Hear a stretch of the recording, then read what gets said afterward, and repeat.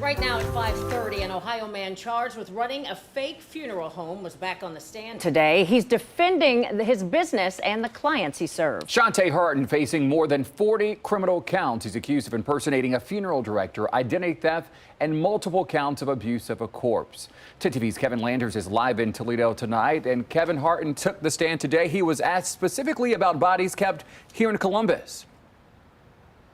That's right. Shante Harden testified about the day Columbus police discovered 2 bodies in his Columbus business. He also took issue with the prosecution's statement that he was trying to steal money from families he served. Shante Harden took the stand again in his own defense, refuting the state's assertion he was a phony funeral director looking for a financial score from families at their lowest moment. In his opening, Mr. Tamaro suggested you got into the funeral business so you could fleece your flocks. Do you recall that? I did recall that. Is that why you got into the business? He could have been more wrong. 10 TV was the first to confront Harden about his funeral business back in September of last year. The Attorney General's office issued a search warrant for this building on Livingston Avenue, where caskets were later found inside. Harden denied he'd done anything wrong. On the stand, he spoke about the day Columbus police questioned him. There has to be at least 7 or 8 cops there.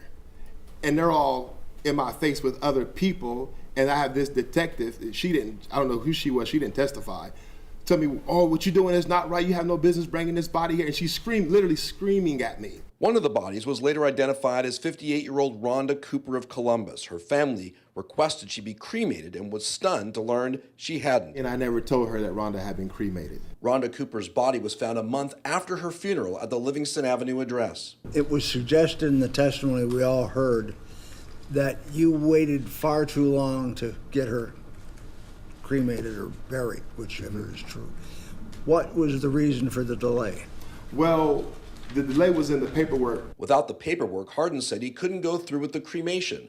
Harden was also asked why the bodies at the Livingston address were not kept in coolers. What I understand and what's been told to me is that once a body is embalmed, it doesn't have to be refrigerated. Harden also admitted that he drove to Colorado from Columbus to pick up a deceased person on a suspended driver's license. That body was supposed to be flown to Bosnia, but ended up at his business in Columbus over the objections of the deceased's wife. I never lied to her. Harden claims his role in the funeral business was to deliver funerals to families at a much lower cost than traditional funeral homes. His former clients say that's what he did. How many families do you think you've helped deal with the loss of their loved ones?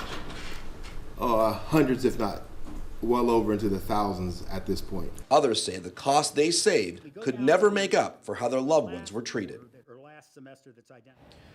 Now, we also learned that Harden left the state despite being on probation for a felony charge.